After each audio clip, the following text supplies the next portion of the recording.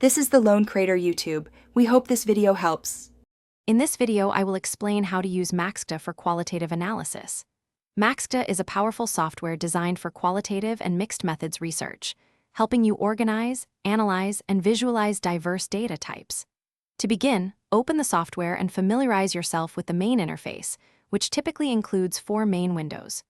You can import various data formats, such as text documents, PDF, images, and audio or video files, preparing your project for in-depth exploration right from the start. Once MAXQDA is open, your first step is to import your research data.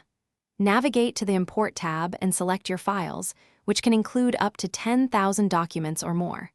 Organize these files efficiently by creating document groups and sets within the Document System window. This structured approach, perhaps categorizing by interview type or participant demographics, ensures your project remains manageable and easy to navigate as your data grows, setting a strong foundation for analysis. With your data imported, the next crucial step is coding. Select segments of your text, images, or media and assign codes that represent themes or concepts.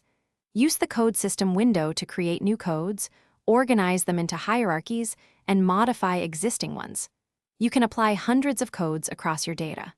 Don't forget to utilize memos to jot down analytical thoughts and reflections as you code, enriching your understanding and providing valuable context for your findings. Finally, it's time to visualize and report your findings.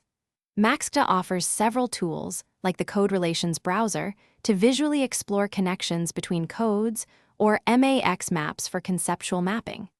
You can export your coded segments, memos, and code frequencies, perhaps showing the top 5 most frequent codes, into various formats for your reports. These features help you synthesize your analysis and present your qualitative insights clearly and compellingly to your audience. Thanks for watching. Consider subscribing if we helped you.